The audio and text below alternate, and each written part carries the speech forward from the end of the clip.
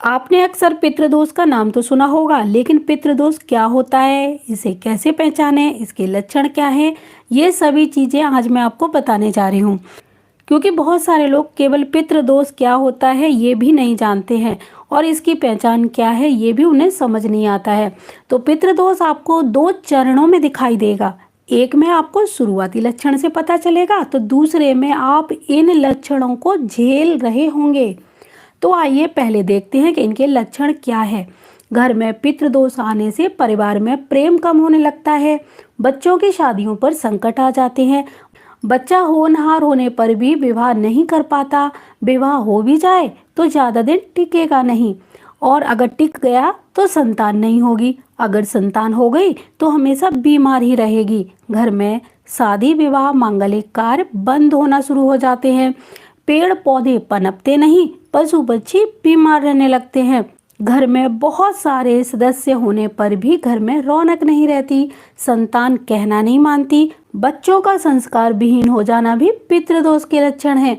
घर से रौनक ही समाप्त हो जाती है, रिश्तेदारों का आना बंद हो जाता है, अगर आते भी हैं तो वो खुश होकर नहीं जाते, बाहर जाते ही आपकी बुराइयां शुरू कर देते हैं, आपका दिया हुआ भोजन पशु और पक्षी ग्रहण नहीं करते। ये सभी पितृदोष के ही लक्षण हैं। अगर ये सारे लक्षण आपके घर में मौजूद हैं तो यकीन मानिए कि आपके घर में पितृदोष दस्तक दे चुका है। इनमें से जितने भी लक्षण आपके घर में मैच करते हैं वो सभी पितृदोष के हैं। सारे लक्षण अगर मैच करें तो पितृदोष गंभीर रूप ले चुका है। अगर इसमें से एक भी सिम्टम्स आपसे मैच करता है तो यकीन मानिए पितृदोष की शुरुआत हो चुकी है। तो आइए जानते हैं पितृदोष किन कारणों से लगता है। पितृदोष लगने के भी एक दो नहीं बहुत सारे कारण होते हैं, जैसे जीव हत्या, पशु पक्षी और गौ माता को सताने पर भी पितृदोष लगता है, जो इंसान की 3 पीढ़ियों को बर्बाद कर देता है।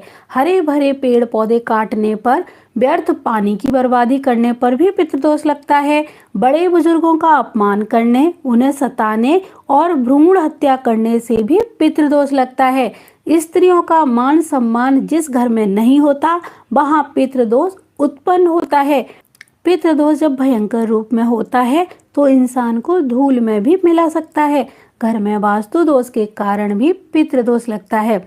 चलिए अब जानते हैं इनके कुछ उपाय। पितृदोष को रोकने का सबसे बढ़िया उपाय है सर्वपितृ अमावस्या।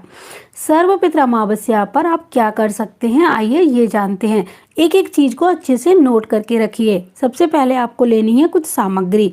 सामग्री में क्या होगा, पानी वाला नारियल, हवन सामग्री, साबुत हल्दी, शुद्ध देसी गाय का घी, 1 लोटा जल, काले तिल, 1 गाय के गोबर का उपला। घर के सभी सदस्यों को ये हवन करना है, इसीलिए इस दिन अगर आपकी ऑफिस हो तो उस दिन आप छुट्टी ले सकते हैं या ऑफिस थोड़ा लेट जा सकते हैं। ये हवन पंडित जी के द्वारा भी किया जा सकता है। अगर पंडित जी ना मिलें तो आप पूरे परिवार सहित खुद कर सकते हैं, लेकिन मैं यही कहना चाहूंगी कि ये हवन पूरे विधि विधान से पंडित जी द्वारा ही कराइए, क्योंकि साल में एक बार आने वाली ये पितृ विसर्जनी अमावस्या का हवन अगर आप विधि विधान से कराते हैं तो पितृदोष में शीघ्र ही छुटकारा मिलना शुरू हो जाता है। अब आपको क्या करना है वो सुनिए। पूरे परिवार को स्नान करके बैठना है, गाय के गोबर का उपला जलाना है, दक्षिण दिशा की ओर फेस करना है और हवन सामग्री अच्छे से थालियों में रख लीजिए। सभी लोगों को थोड़ी थोड़ी हवन सामग्री दे दीजिए।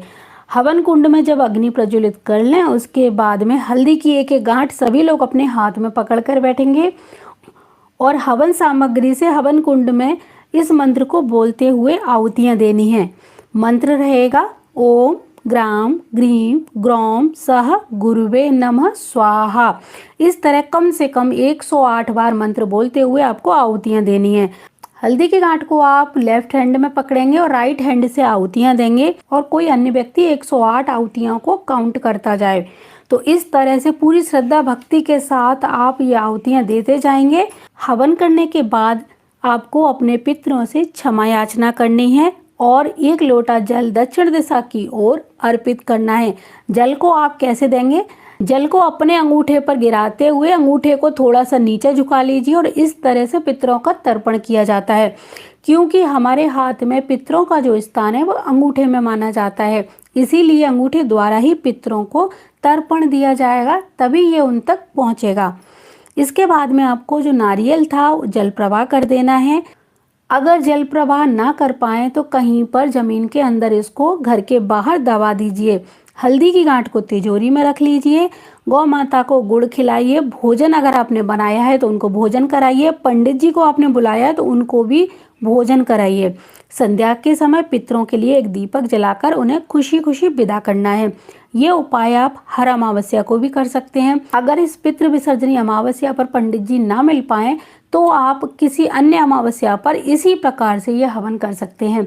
अगर पंडित जी मिल जाएं तो आप इस अमावस्या पर पंडित जी द्वारा ही ये हवन जरूर कराइए। शीघ्र ही इसके सुखद प्रभाव आपको देखने को मिलेंगे। हमेशा ध्यान रखिए, पितृ विसर्जनी अमावस्या पितृ दोष दूर करने का सबसे बड़ा दिन माना जाता है। तो इस दिन आप अपने घर में ये उपाय करते हैं, अपने पितरों के निमित्त एक हवन करते हैं, उनको भोजन सामग्री द्वारा तृप्त करते हैं, इस दिन दान करते हैं, उनके नाम से कोई अच्छा काम करते हैं, तो शीघ्र ही आपके घर से पितृदोष समाप्त होने लगेगा और आपके घर में रुके हुए सभी कार्य फिर से बनने लगेंगे, पूरे होने लगेंगे। घर में सुख शांति छाने लगेगी। आपके घर में मंगलिक कार्य जल्दी ही शुरू हो जाएंगे।